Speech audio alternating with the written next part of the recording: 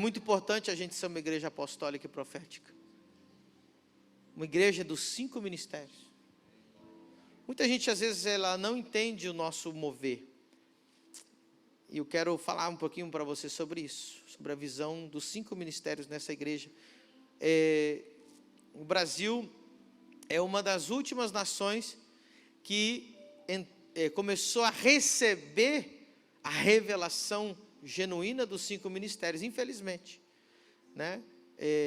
Quando eu estava lá nos Estados Unidos, no ano 2000, lá já tinham grandes homens de Deus, grandes apóstolos. O Brasil nem conhecia essa história ainda, não conhecia os 5 ministérios. E você precisa entender o porquê e qual a importância de nós sermos uma igreja que flui nos 5 ministérios. Lá em Efésios 4:11, quero mostrar para vocês o que o apóstolo Paulo disse.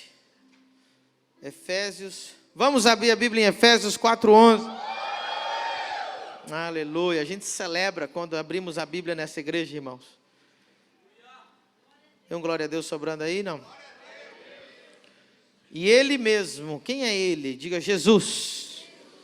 O próprio Jesus, Ele mesmo, deu uns para apóstolos, diga comigo, apóstolos. Outros para profetas, diga profetas. Outros para evangelistas, diga evangelistas. Outros para pastores, diga pastores. E mestres ou doutores, diga comigo mestres. Diga comigo 5 ministérios. Para que serve os 5 ministérios? Pergunte para mim, diga assim, pastor.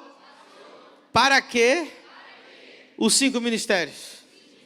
É só continuar vendo o versículo 12. Para que eles servem? Querendo o aperfeiçoamento dos santos para a obra do ministério, para a edificação do corpo de Cristo, até que todos cheguemos à unidade da fé e ao conhecimento do Filho de Deus, a homem perfeito à medida da estatura completa de Cristo. Amém? Então é para o aperfeiçoamento dos santos, para a edificação da obra de Deus, para levar todos ao conhecimento de Cristo, a revelação, o entendimento, é para que a igreja seja completa. Esse é o motivo pelo qual Deus criou 5 ministérios. Irmãos, é muito importante essa palavra hoje, para você entender a dinâmica que nós fluímos. Nós, brasileiros, de modo geral, as nações, elas vêm do modelo de igreja, principalmente batista. Não sei se você sabe, todo assembleano no Brasil, ele é 70% batista. Porque os primeiros assembleanos do Brasil eram batistas. E eles só pegaram ali o batismo com o Espírito Santo, né? E as denominações mais antigas, os batistas, presbiterianos, esses modelos da Inglaterra, dos Estados Unidos, é um modelo de igreja que só existia o pastor. Na verdade, era um derivado da igreja católica, né? A igreja católica, ela tem a ideia de colocar paróquias. Em cada povoadinho tinha uma igrejinha, tinha um padre. Onde tinha um lugar, tinha que ter uma paróquia, tinha que ter um padre, tinha que ter uma extensãozinha da igreja católica. E como nós viemos, né, da reforma protestante, nós continuamos mais ou menos com esse modelo. E as igrejas evangélicas, então, criaram um sistema de igrejas pastoral. Se você vê aqui, alguém veio, por exemplo, da Quadrangular, alguém aqui, Quadrangular, se você vê, vai em Curitiba, você congrega em qual? Eu congrego na 48ª, né? Eu congrego na 61ª, né? Então eles não vão dando número, até aqui tem 60, e todas elas têm um porte pequeno e tem um pastor que está lá. Então, esse modelo de igreja pastoral, tem um pastor, e ele está ali, e ele tem que atender aproximadamente ali de 100 a 200 pessoas. Esse é o modelo antigo, o modelo pastoral. Quantos ministérios tem na Bíblia? E essa igreja está operando com quantos? Com um, é o pastor. E a igreja, acostumada com isso, né? Normalmente tem a casa pastoral junto da igreja, né? O pastor não tem privacidade, ele é uma propriedade da igreja, né? E os irmãos vão na casa do pastor a hora que bem entenderem, né? Tomar café e tomar chimarrão, e fica aquele pastor lá. E o povo tem acesso ao pastor, e o pastor consegue atender aquela média de pessoas. Quando a igreja é muito grande, né, passa ali de 200, começa já as críticas, né? Não, porque eu não consigo tomar café com o pastor, né? Então tem que ter um pastor, e esse pastor é o meu pastor, e ele é o pastor da igreja. O pobre coitado tem que dar conta de tudo. E ao mesmo tempo ele tem que fazer conta, ele tem que pagar conta, ele tem que fazer orçamento, e ele tem que limpar a igreja, tudo ele faz. O modelo antigo, e esse modelo era o quê? Colocar uma igreja em cada bairro. Eu lembro, talvez aqui alguém que fez algum evangelismo, algum impacto, quem lembra dos impactos? Ou fez alguma cruzada evangelística? Eu lembro que a gente fazia, e a gente pegava e falava para as pessoas que aceitavam Jesus: procure a igreja do seu bairro, procure a igreja mais próxima da sua casa, né? E às vezes ele ia num lugar, via a glória de Deus no nosso evento, e quando ele ia na igreja do bairro, ele ficava assustado, que não tinha nada a ver com o lugar onde ele foi evangelizado. Diga comigo, necessitamos uma igreja apostólica. Então ali, criou-se então esse sistema pastoral. E a partir dali, irmãos, do ano 2000, da virada do último século 20 ali, nós tivemos o grande avivamento de Azusa, tivemos o Pentecoste, né? Ali começou a renascer de volta os 5 ministérios, que esse modelo é dos anos 1600, 1700, 1800, só um pastor em cada bairro. Só que ali, quando o Espírito Santo foi derramado novamente, aí em 1900, na virada do século 20, ali nós vimos Azusa Street, nós vimos em Los Angeles aquele grande mover, depois foi para Chicago, e o fogo alastrou pelas nações, pegou o avivamento de Gales, o avivamento da Coreia, o avivamento da África. Então começou a surgir, pela primeira vez, um segundo ministério que foi ressuscitado, o ministério do evangelista. Então começaram a surgir grandes evangelistas, que começaram a evangelizar através de grandes cruzadas. E ali naquela época começaram também a fazer grandes tendas de milagres. Quem aqui é antigo da Quadrangular tem orgulho, porque a Quadrangular viajava com essas tendas de milagres, né? Isso foi algo que começou ali no comecinho do século.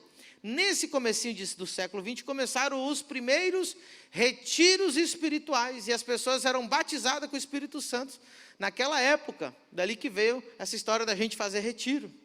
Não é legal você saber um pouquinho da história? Mas aí ressuscitou o ministério do evangelista, e ali surgiram grandes evangelistas, e mulheres evangelistas também, como Aimee Semple McPherson, né, que é fundadora da Quadrangular. Surgiu também Maria Woodworth Etter, nasceu também Catherine Kuhlman, que enchia estádios, e os milagres aconteciam, era tremendo. Então começou-se a reconhecer o ministério do evangelista. Aí nasceu um evangelista batista. Falou: a gente não pode ficar para trás. Aí surgiu o Billy Graham. Era o primeiro evangelista que não operava milagres. Todos os evangelistas naquela época. Vocês vão parar com essa luz agora, em nome de Jesus. Se mexer nessa luz de novo. Aí surgiu então um evangelista batista chamado Billy Graham, que foi um grande, e ele é reconhecido até hoje como evangelista. Ele foi o único homem que foi capaz de pregar na Coreia do Norte. Até hoje ninguém nunca pregou na Coreia do Norte de forma aberta, só ele. Não é incrível? Só que aí, irmãos, a igreja, ela cheia do Espírito Santo, ela está aberta a se renovar. Preste atenção, a igreja que não aceita ser renovada pelo Espírito Santo, ela fica no passado.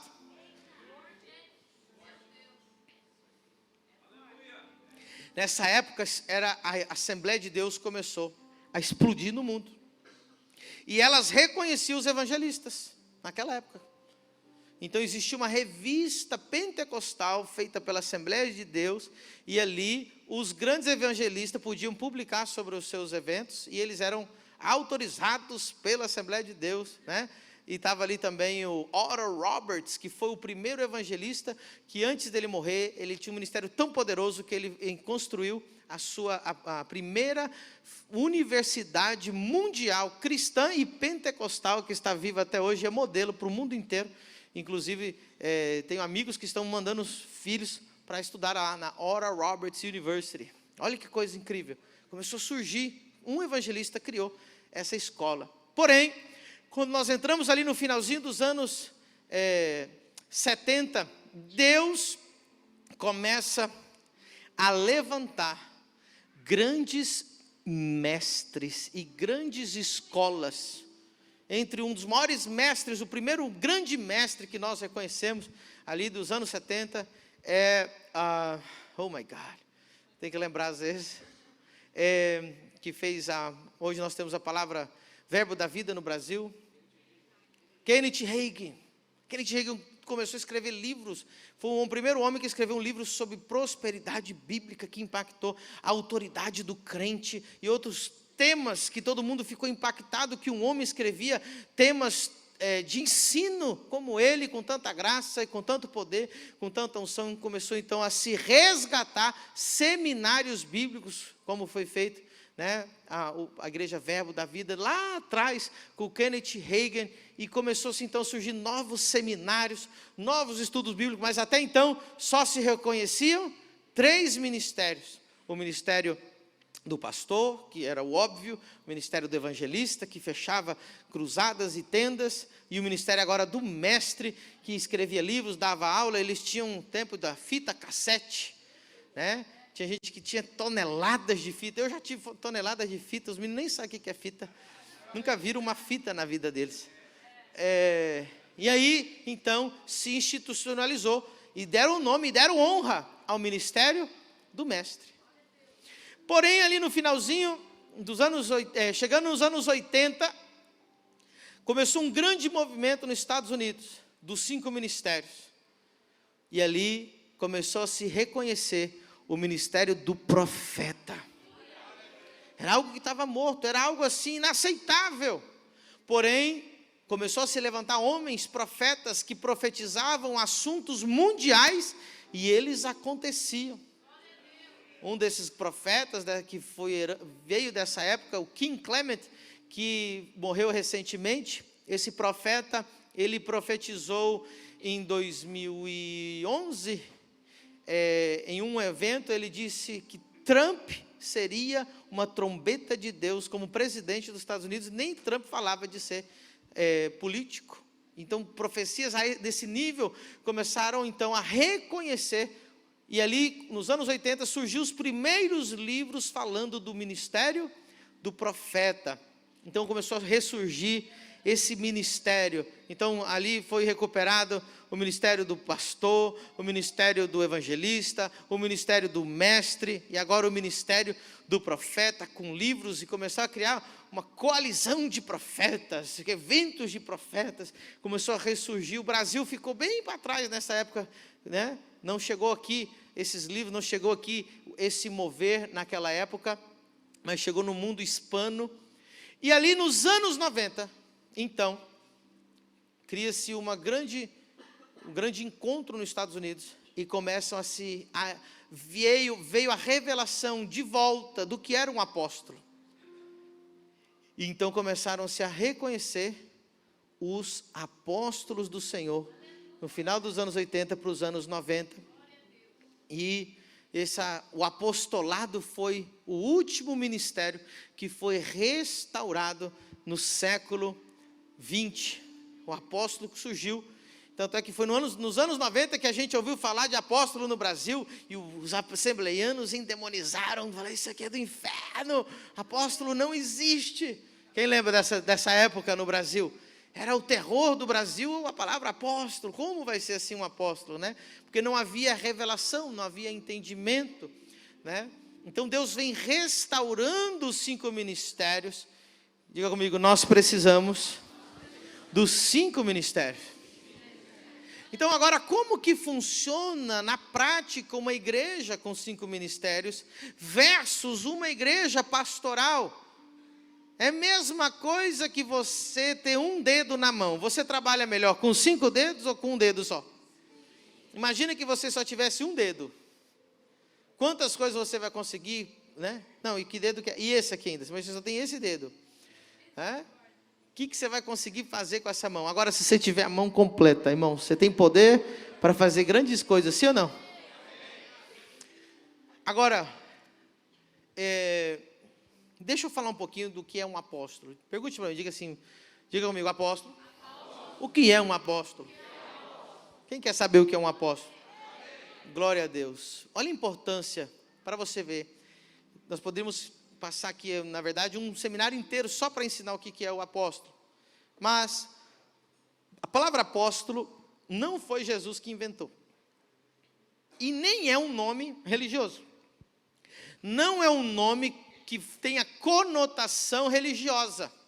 A primeira pessoa que usou na história o nome apóstolo foi Alexandre o Grande, Alexandre Magno. O grande conquistador da Grécia, que conquistou o mundo inteiro em 3 anos.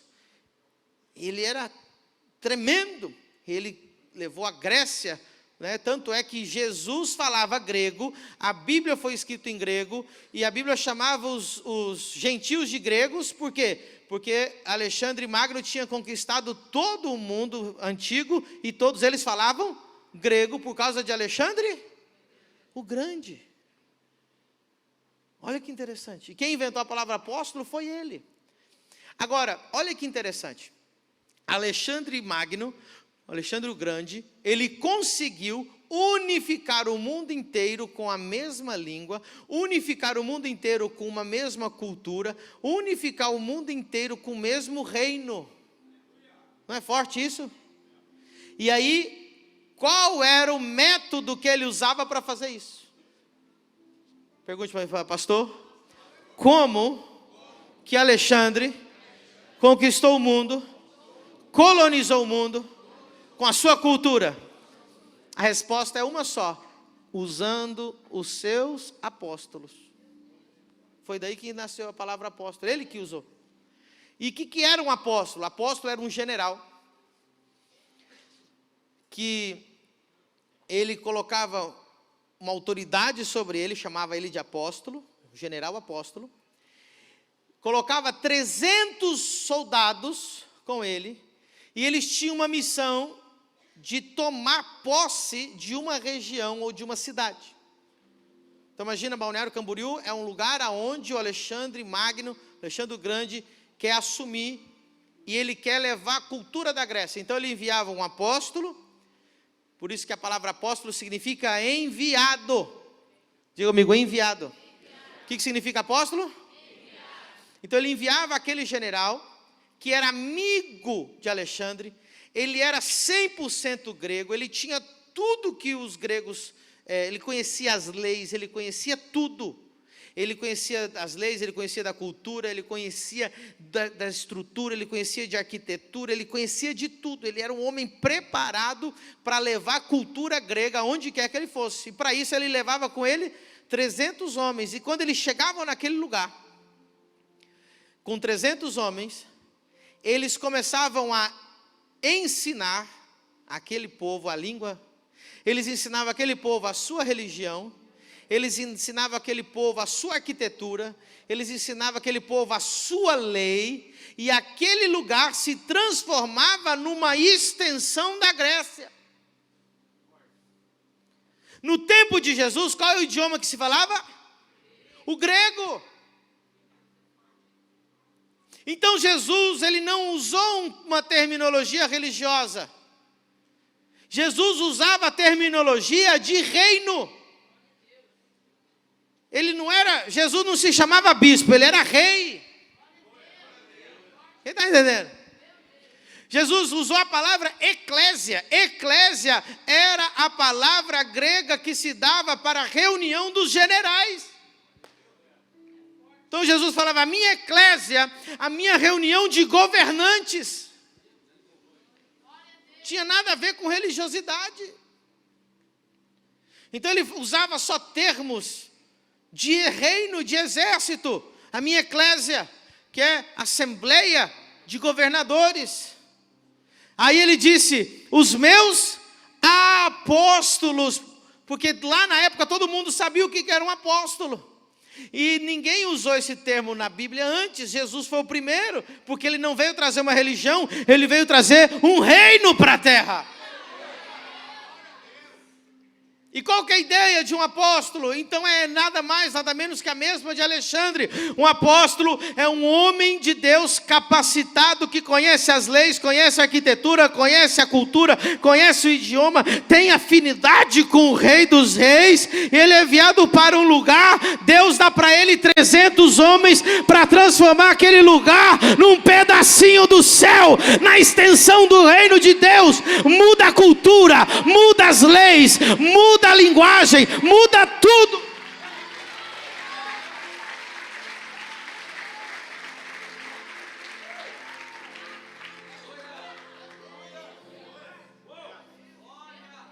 Faz sentido agora o que um apóstolo? É um enviado de Deus para conquistar um lugar. Mas o pastor, coitado, ele não tem essa missão. Quem tem essa missão é o apóstolo. Só que se o apóstolo estiver sozinho, também dá errado. O apóstolo, ele conhece os 5 ministérios, ele se move nos 5 ministérios. Ele tem que saber de tudo, porque ele vai ser o enviado naquele lugar para poder trazer a cultura do reino naquele lugar. Então ele tem que se conhecer todos os ministérios. O que pastor faz? Diga comigo, pastor cuida de ovelhas. Vou falar um negócio aqui para você não se assuste. Deus nunca mandou na Bíblia, eu provo para você, a gente pode ler o Novo Testamento inteiro 10 vezes. Não tem um lugar que diga que Deus chamou os pastores para pastorear a igreja. Deus chamou pastor para cuidar de gente, cuidar de pessoas. Então qual que é a visão apostólica? Não é um pastor. Nós podemos ter, e nós vamos ter, Deus já me mostrou aqui, só em Balneário Camboriú, 200 casais de pastores a tempo integral. E o que eles vão fazer? Cuidar? Você sabe que muitos pastores se frustram? Você sabe que uma das coisas que mais mata pastor no Brasil é não ter essa visão apostólica? Porque Deus diz assim, eu te chamei para ser pastor. Te chamei para ser pastor. Pastor tem que fazer o quê? Aí, como não existe a visão apostólica no Brasil, é muito pequena ainda, o coitado do pastor recebe o chamado e fala, amém, eu vou ser pastor. Aí o que o coitado faz? Abre uma igreja. Se lasca. Por quê? Me pergunte por quê. Porque Deus não mandou ele abrir igreja, Deus mandou ele cuidar de... E a última coisa que um pastor faz quando ele abre uma igreja é cuidar de pessoas. Não dá tempo. Ele tem que comprar cadeira, ele tem que pagar aluguel, ele tem que estruturar a igreja, ele tem que ficar batendo no pessoal do louvor, ele tem que... o pessoal do louvor tem que apanhar. Aí ele se preocupa com o coral, ele se preocupa com o evento, ele se preocupa com festa, e ele fala, ai meu Deus, e agora? E números, ele começa a fazer matemática, e a única coisa que Deus chamou para ele fazer é cuidar de pessoas. Não é o trabalho do pastor administrar a igreja. O trabalho do pastor é cuidar de gente. Aí o coitado começa. Deus me chamou, sim, eu tenho a unção, sim, mas por que você foi abrir igreja? Aí você vê pastores frustrados, 1 ano, 2 anos, 3 anos, 4 anos, 5 anos, 10 anos, a igreja não cresce, a igreja não cresce, a igreja não cresce, porque Deus não chamou o pastor para ser um conquistador de um território, Deus chamou ele para cuidar de gente. Dentro de uma visão apostólica, uma igreja apostólica, ela pode ter 200 pastores, e eles estão a tempo integral, 24 horas do dia, visitando, cuidando, visitando, cuidando, visitando, ligando, cuidando, visitando, cuidando, ligando, vem aqui, vamos cuidar de você, vamos te pastorear. E ele tem que se preocupar com o aluguel? Não. Ele tem que se preocupar com o louvor? Não. Ele tem que se preocupar com as cadeiras? Não. Ele tem que se preocupar com matemática? Não. Ele tem que se preocupar pelas almas.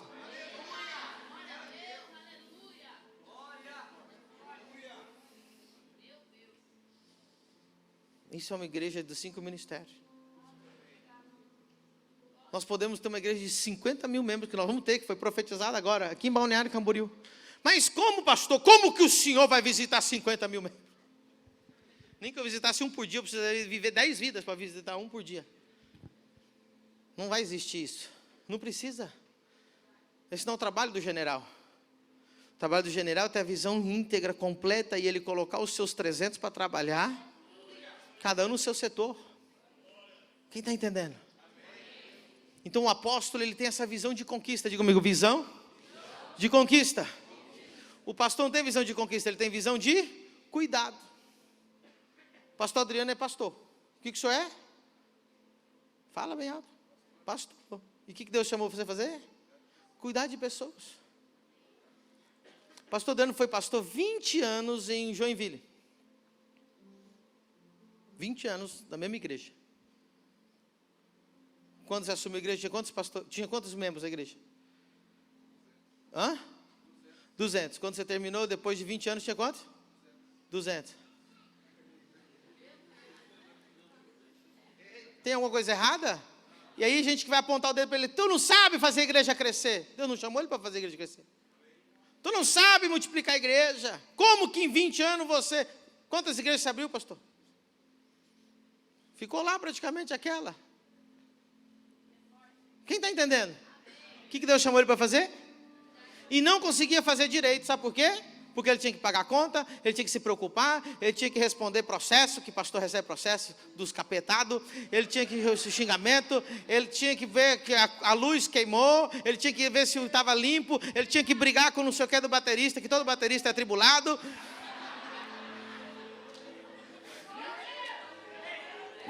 Nas igrejas lá, nas apostólicas, os bateristas são uma bênção, irmão.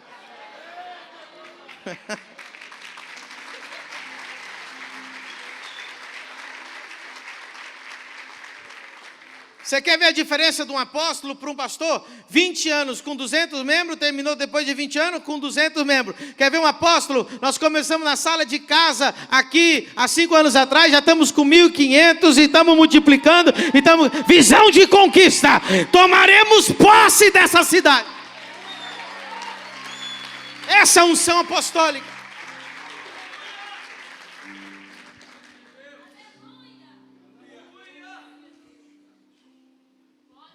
Diga comigo, a partir de hoje, eu sou apostólico e profético. E agora, quem que caminha do lado do pastor? Os profetas. O pastor precisa ter profeta junto com ele. Porque profeta, ele, irmão, ele consegue ver, ele consegue perceber, ele consegue dar direção, ele consegue alertar. Nós temos uma igreja profética. Eu não ungi ainda os profetas aqui, mas eu já sei alguns que são profetas. E eles me dão alertas, me mandam: pastor, sonhei assim, cuidado assim, pastor, assim. Pastor, Deus está dando luz verde, pastor, Deus está dando luz vermelha, pastor, Deus está dando direção por aqui, pastor, Deus manda dizer que vai acontecer, alguém vai te ligar da África, vai acontecer assim. Profetas ajudam o apóstolo a caminhar na conquista. Você sabia? 5 ministérios dá para a gente aprender com a palma da mão. Quem já aprendeu? A gente publicou agora na Exousia, para o pessoal aprender. Olha que legal, vamos aprender? Polegar, levanta o polegar. Diga comigo, apóstolo. O apóstolo é mais gordinho. Brincadeira. Olha só, o polegar é o dedo mais forte, sim ou não? E olha só, o apóstolo, ele cobre os outros ministérios, olha só. Tá vendo? Ele cobre, ele junta, ele une, ele cobre os outros ministérios. Outra coisa, ele toca todos os ministérios, ele flui em todos os ministérios. Amém? E ele é o mais forte. Olha só para você ver, o polegar. Então, ele que fecha, ele que une, ele que toca. Então, o apóstolo, ele às vezes... Você já viu aqui, quem já viu eu fluir como profeta aqui? Então, estou tocando profeta. Quem já me viu fluir como mestre? Quem já me viu fluir como evangelista? Quem já me viu fluir como pastor? Então o apóstolo, ele tem que ter os 5 ministérios, porque como que ele vai instituir os 5 ministérios se ele não sabe, nem nunca fez? Segundo dedo, esse aqui, é o dedo indicador. Assim diz o Senhor. É o dedo do profeta, porque é o dedo que aponta, ele dá o quê? Direção, ele mostra o perigo. Ó, tá ali o lobo, é por ali que Deus está mandando a gente ir. E assim te diz o Senhor. Qual que é o terceiro dedo? O terceiro dedo, o dedo do meio, é o dedo que vai, olha só, o que vai mais longe. É o evangelista, que é o que vai onde ninguém quer ir. Ele entra no beco, ele vai atrás, ele não tem medo, ele vai para o Paquistão se precisar, ele quer. O lugar dele é lá fora, ele gosta de estar lá fora, ele gosta de ficar lá na fora comendo pizza com os irmãos. Ele quer trazer a alma de qualquer. Ele vai na praia, ele vai na Praça Tamandaré. Ele quer um folheto, vão trazer alma. Irmão, você quer ver um evangelista agoniado, é não ter alma sendo salva na igreja. E ele preocupa com a alma que não está vindo, ele está atrás, ele quer alma, ele quer alma, ele quer alma. E o evangelista, ele quer o máximo de alma.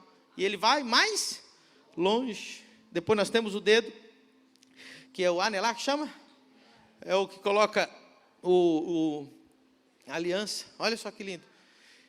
É o dedo que tem uma veia que vai até é o coração do pastor. O pastor tem que ter coração, tem que cuidar das ovelhas, ele tem que amar. Às vezes o apóstolo dá uma pá na cabeça dele, o pastor dele no outro dia fala, não é assim, o apóstolo te ama. Não sai da igreja não. Às vezes vem um profeta, assim, desce a cinta e tal, e eu chamo o Uber para ir embora. Aí o pastor vai lá e fala, vem aqui, o dedo do coração, eu sei que você é encapetado, mas tem solução ainda.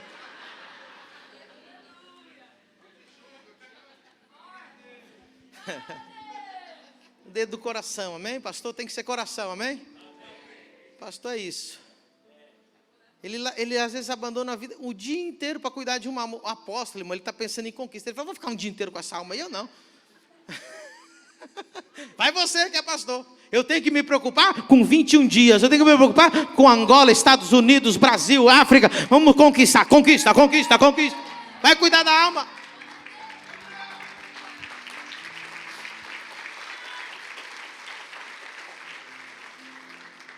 E sobrou qual? O mestre é o que vai mais profundo dentro do seu ouvido. Traz aquela palavra. Quem está entendendo? Agora, uma igreja que tem 5 ministérios é uma igreja completa. Então eu quero te dar a visão. Como que nós vamos estar daqui 5, 10 anos? Nós seremos uma igreja completa com 5 ministérios ativos. Nós teremos mestres nessa igreja, consagrados a mestre, com o nome de mestre, que estarão dando as aulas, dando os cursos, os seminários. Deus já está indicando aí, o Doug é um futuro mestre dessa igreja, o Alexandre é outro futuro mestre dessa igreja, já estão começando a fluir nessas unções, né? Nós já temos profetas aí, quem conhece já o profeta, o Fábio vai ser um profeta, né? Você começa a perceber quem tem esse chamado de profeta. O profeta ele precisa ser bem lapidado antes de você ungir ele a profeta, né? Tem outros aqui que a gente fica vendo se é profeta, se é pastor, né? Tá aqui o Ricardo, a Cris, que tem um chamado pastoral, o Danilo, desde que chegou aqui, ele nem era nada na igreja, ele já estava cuidando das almas, visitando alma, cuidando, o coração dele é de pastor. Ele vai ficar fluindo nas unções até chegar a ser apóstolo.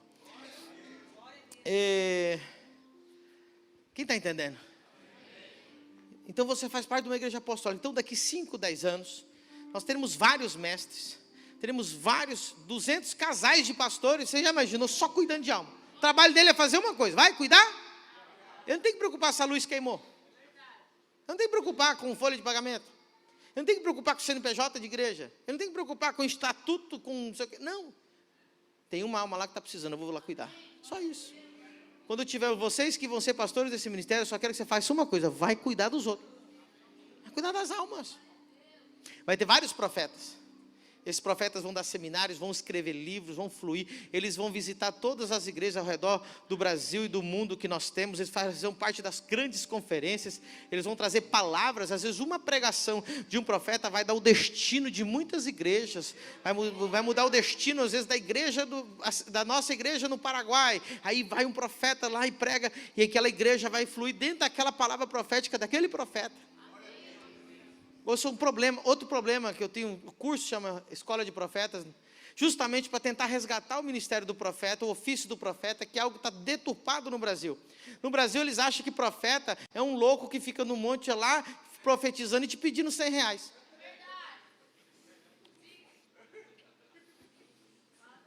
Estou aqui no monte orando, Deus está desfazendo uma macumba na sua vida. Ô varão, me ajuda aí que o meu aluguel está atrasado.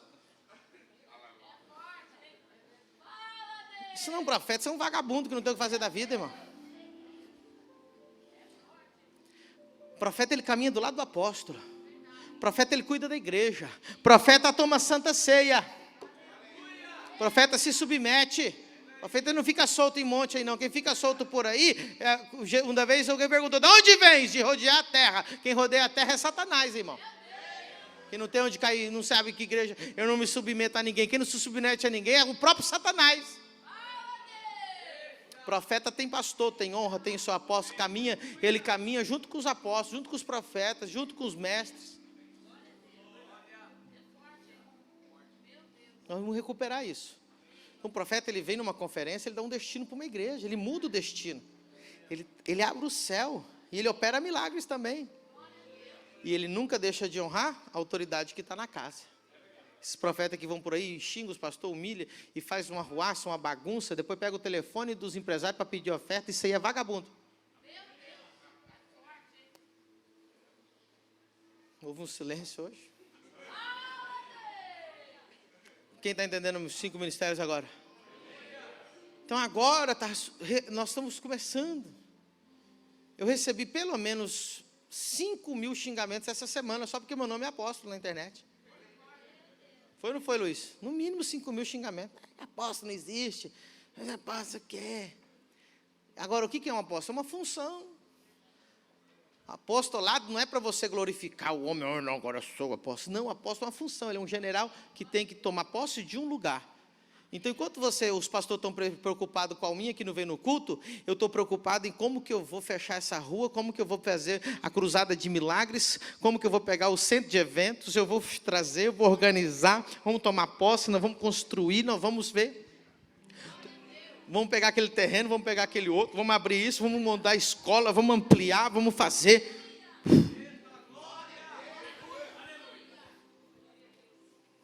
5 ministérios. Diga comigo, eu faço parte de uma igreja apostólica. Então eu já quero avisar você que eu não vou tomar café na sua casa. I'm sorry. Qual que é o problema? As pessoas querem uma igreja, elas têm a visão só pastoral, uma visão egoísta. Ela não quer ganhar almas. Ela quer ter o pastor como prêmio dela. Não, o pastor vai na minha casa. É gente carente. Meu irmão, Deus não me chamou para visitar você. Deus me chamou para conquistar 50 nações. Se eu te visitar um dia, glória a Deus. E nem tem que ser tua preocupação. Tua preocupação tem que ser, eu estou junto com o meu apóstolo no mesmo propósito. Apóstolo, eu estou junto, estou aqui, vamos lá, vou orar. Se eu não orar, eu vou ofertar. Se eu não ofertar, eu vou participar do culto. O que precisar, eu estou junto. E vai ter outros, centenas de pastores para você ter comunhão, para te ir lá, para orar por você, para tirar o teu demônio.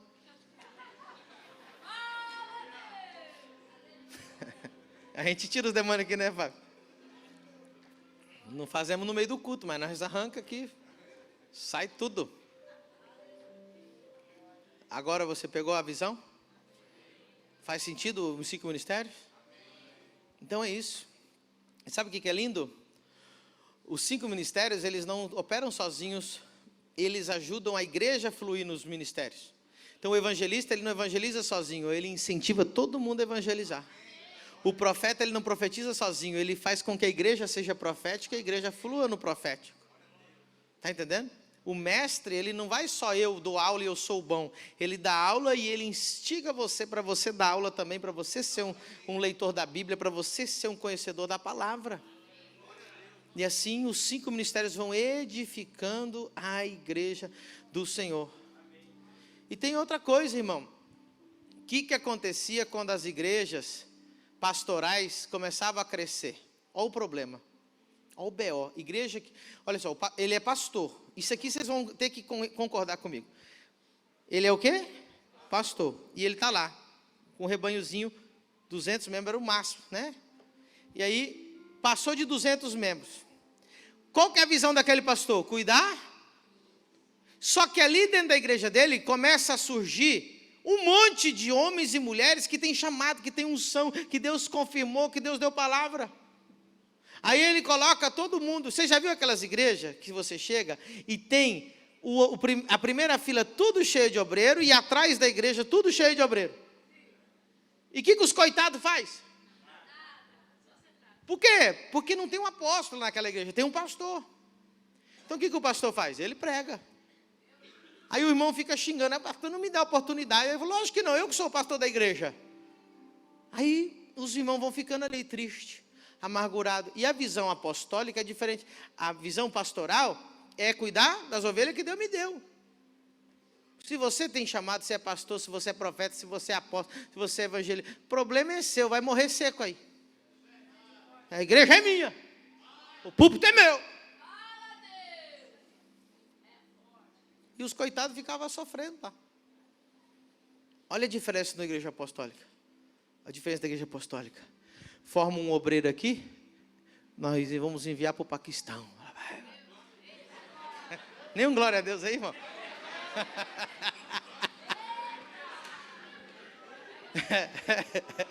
Ele não veio nenhum glória, irmão. Deixa eu mudar. Começa a formar obreiro aqui, a gente manda, irmão, lá para os Estados Unidos. Agora tem glória, né? Amém. Eu sinto esse chamado, rapaz. Família do Reino, USA, é comigo mesmo. Aí a gente já começa a enviar, já põe para trabalhar, já põe para visitar. Olha para você ver a diferença de uma igreja apostólica. Pastor Adriano, 20 anos você tinha de igreja. Quantas pessoas a tempo integral trabalhavam na sua igreja? Salário integral, não meio período, integral. Hã? Nenhum. 0. Em 20 anos. Quantas pessoas temos colaboradores a tempo integral na família do reino hoje? 40. Visão apostólica. Visão de conquista.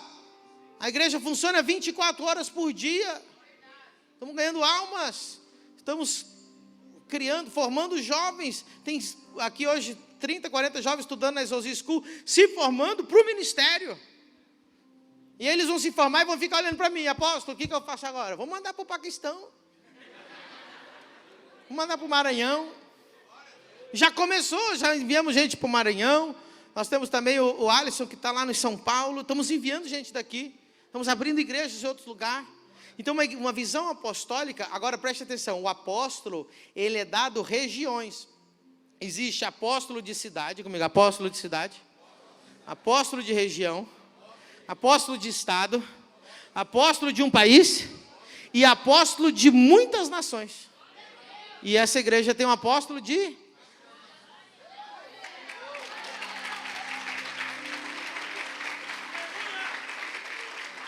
Então, quando você percebe o nível de autoridade com o apóstolo, ele caminha nas nações. Você vai ver que tem um apóstolo que às vezes ele só é chamado para o Brasil. Ele sai do Brasil, irmão, ele murcha, ele não tem autoridade, ele não tem acesso, ele não flui, ele fica... Agora ele entrou no Brasil, ele cresce, a unção vem, a unção flui. Quando é um apóstolo de muitas nações, o mesmo poder, autoridade, influência e a unção que ele tem no Brasil, ele pisa no outro país e Deus dá o acesso, Deus dá a unção, Deus dá a graça, Deus dá a riqueza, Deus dá as finanças. Diferença, outra coisa diferente que Deus colocou sobre os apóstolos, uma unção sobrenatural para riquezas. Porque para poder construir tudo que Deus mandou fazer um apóstolo, precisa de milhões, às vezes bilhões. Você pode ver que o ministério pastoral é um ministério que não flui muito dinheiro. Por quê? Porque ele já tem as 200 almas, não precisa fazer mais nada. Mas Deus fala para um apóstolo, constrói uma igreja para 50 mil membros. Vai custar muito dinheiro, você não? Então Deus dá uma unção de riqueza.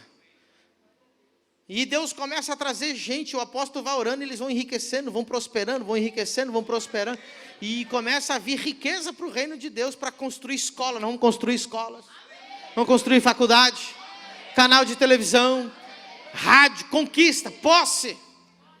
Preste atenção, vai chegar o dia, escreva o que eu estou te falando, que só vai governar Balneário Camboriú quem nós colocamos lá como prefeito, como presidente da Câmara, como vereador. Quem vai decidir é a família do reino.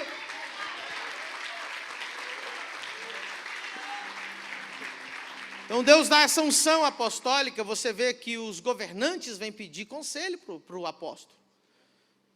Essa é a diferença. Quantos pastores sofreram? Deus falou, tu és pastor, amém. O coitado abriu uma igreja. Era só ele ter entrado numa igreja apostólica e ele ia ter centenas de pessoas para ele cuidar e fazer o trabalho dele, receber o salário dele, ser feliz, honrado e...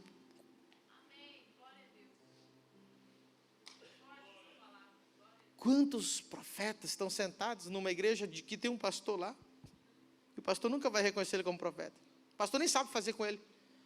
Até atrapalha a igreja. Ixi, agora tem um profeta aqui, que coisa, ai meu Deus. Corta as asinhas dele.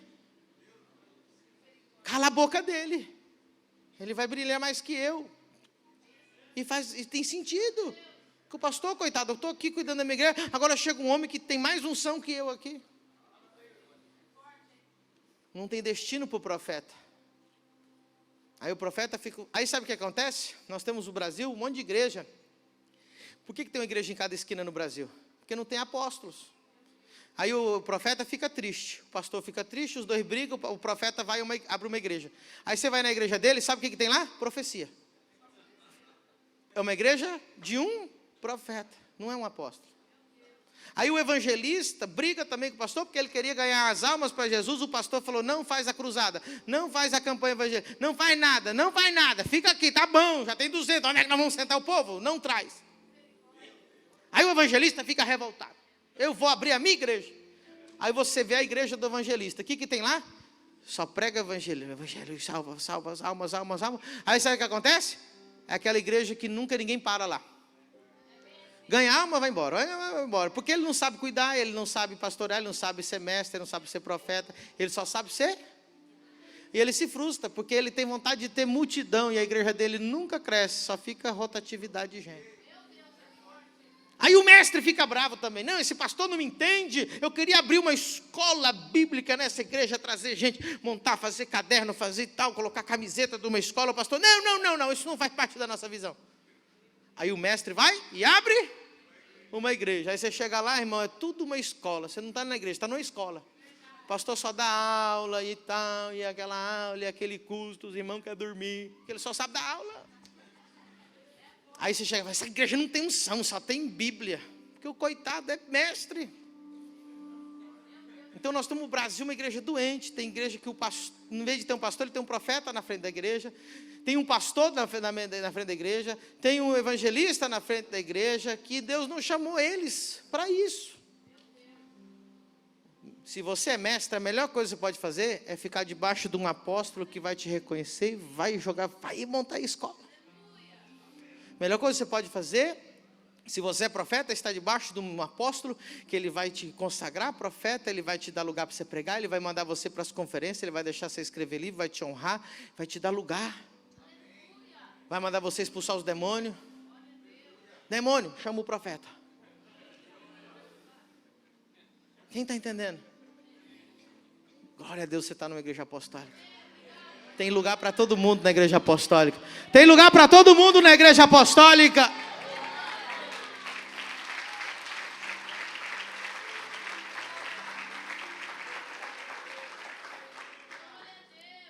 Está gostando, Pedro? É bom aprender, né? Você era assembleano, né? Você entende? Não tinha um monte de obreiro assim que não fazia nada lá? Eu fico com dó, eu amo a Assembleia de Deus. Aí os coitados estão lá. Sabe o que eles estão fazendo? Estão vindo para cá agora. Vieram para o lugar certo. Nós vamos dar um jeito desses meninos. Botar esses obreiros para trabalhar. Então o que acontece? Deus está trazendo vários pastores que têm esse chamado, pastor, profeta, obreiro, de outros lugares que estavam mortos, estavam lá. Deus está trazendo para ressuscitar eles aqui dentro da família do reino. Porém, digo assim, mas você não vai chegar sentado na janela. Por quê? Porque você precisa aprender a visão. Você nem sabia dos 5 ministérios? Nem a aula de hoje você sabia. Então o que acontece? Pastor Adriano, hoje ele é pastor, tem Pedregal, do braço direito, pastor que eu confio, que está comigo e vai comigo para sempre. Mas ele ficou 1 ano aqui, só como membro. Por quê? Porque eu sou ruim e eu quero dar chá de banco nele? Não, quem faz isso, irmão, é gente que não tem visão. É um tempo que ele ficou para ele aprender, para ele conhecer a visão, para ele falar a mesma língua que eu. Imagina eu estou pregando uma coisa, aí o irmão vai te consultar lá na casa que você está visitando e você fala uma coisa contrária à minha. Você não sabe nem o que é primícia. Aí o irmão lá te pergunta e fala, não sei, não faz. Aí eu chego aqui e falo, faz. O pastor não está sintonizado com o apóstolo. Então, você que está aqui, que você tem chamado, você sabe que você é pastor, Deus te ungiu, não interessa, você quer ser família do reino, vai pegar o DNA da igreja. Você vai começar a entender a linguagem dessa igreja. E se você não concordar com a nossa igreja, aí Deus vai te levar para outro ministério.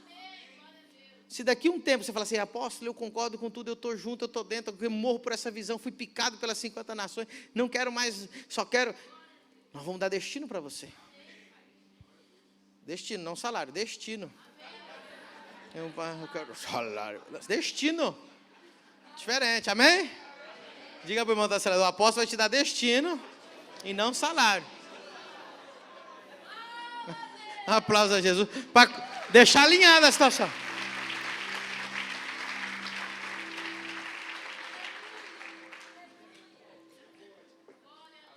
Tem vários aqui que estão sentados, que eles foram ungidos pastor em outro ministério, mas eu não chamo eles de pastores ainda. Por quê?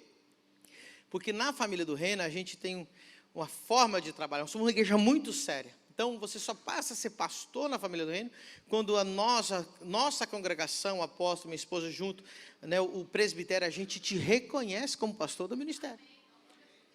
Então não adianta você chegar aqui, não, eu sou pastor, sou pastor, sou pastor, não precisa falar. Cadê o Danilo? Danilo era pastor, ninguém sabe. Um ou outro que sabe. Ele não fala nada. Eu falei, se você é pastor, dê fruto de pastor. E já está começando a dar. Minha mão já fica coçando para ungir. Mas eu tenho que esperar o tempo. Então vamos comer 1 quilo de sal junto. Não precisa de botar a mão na cabeça ainda. Amém? Quem está entendendo? O Léo era pastor. Muita gente nunca ouviu falar que o Léo era pastor. Aqui é Léo. Até o dia que vai... Agora é obreiro, né? Mas vai ser reconhecido. Já está dando fruto. Já falamos a mesma língua, estamos no mesmo espírito, choramos junto, damos risada junto. Ela está lá, a esposa, caminhando junto com a apóstola. Agora sim. Agora faz sentido. Se acontecer, todo mundo vai ficar feliz. Então você que está chegando aí, você que é pastor, você que tem essa unção, caminha um tempo com a gente. Aprende, faz a Exousia School. Como é que você vai querer ser obreiro dessa igreja se você não estudou na escola que eu ensino toda a visão da igreja? Essa aula aqui, por exemplo, está na escola Exousia. Que culto diferente, né? Necessário também, não é? Vamos aplaudir o Espírito Santo, ele é lindo.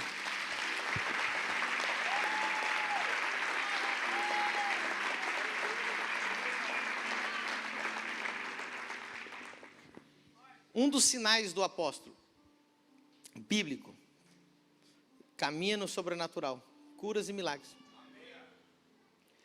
Quando Paulo diz assim, ó, eu comprovo que sou apóstolo, ele dizia por quê? Primeiro sinal, porque os sinais e prodígios me seguem. Isso é um sinal do apostolado. Todo verdadeiro apóstolo deve fluir no sobrenatural. Tem que ter sinais, milagres e prodígios. Amém? E ele tem que ter os 5 ministérios. E ele tem que ter um chamado de conquista. Aí nós fomos, o Brasil acabou indo para o outro lado. Tem um monte de apóstolo que não tem nem 5 almas, irmão. Desde quando eu tinha 17 anos, eu era assembleiano, eu estava orando, o Espírito Santo falou no meu ouvido assim, tu és apóstolo. Eu repreendi o Espírito Santo, falei, não, esse apóstolo não existe. Eu falei para o Espírito Santo, falei, não, eu sou assembleiano, está repreendido. O Espírito Santo falou assim, você é um apóstolo. Aí, depois que eu fui aprender isso aqui, né? Eu tinha 17 anos. E aí, o que acontece? Os anos foram se passando. E aí, muitos homens de Deus começaram a falar que eu era apóstolo. Só que eu falei para eles assim, o dia que eu tiver que ser é quando eu estiver dando fruto de apóstolo. Então, a gente não unge para você ser, a gente unge porque você já deu fruto. Então, quando a gente estava aqui construindo, avançando, conquistando, não só aqui, conquistando o Brasil, impactando, dando aula, eu sou professor de mais de 4.000 alunos da SOS School, praticamente 2.000 desses alunos são pastores, então eu sou pastor de pastores, professor de pastores, e muitos deles são doutores em teologia, e você vê todo o fruto de apostolado que Deus começou a dar. Então, o meu apóstolo, eu nunca me chamei de apóstolo, eu sempre era pastor. Quem começou aqui comigo lembra que eu era pastor no comecinho do ministério. O meu apóstolo disse, você não é pastor, você é apóstolo. Olha o fruto, olha o chamado, olha a conquista, olha todos os sinais, olha os prodígios. Então ele viu todos os sinais do meu apostolado. Chamou o apóstolo Luiz Hermínio, chamou outros apóstolos, fez uma reunião, falou assim, nós vamos lá na igreja do Medina, consagrar ele apóstolo, eu preciso de uma comitiva apostólica. Então eu fui consagrado publicamente por apóstolos da nação, uma comitiva veio aqui e me consagraram apóstolo. Então você chegar aqui e falar assim, eu também sou apóstolo, quem te ungiu? Cadê o seu fruto? De onde vens? Deus falou para mim que eu sou apóstolo. Deus falou comigo em 2017, eu nunca ousei me chamar de apóstolo, até o dia que meu apóstolo e uma comitiva me consagrassem. Porque a igreja precisa de seriedade.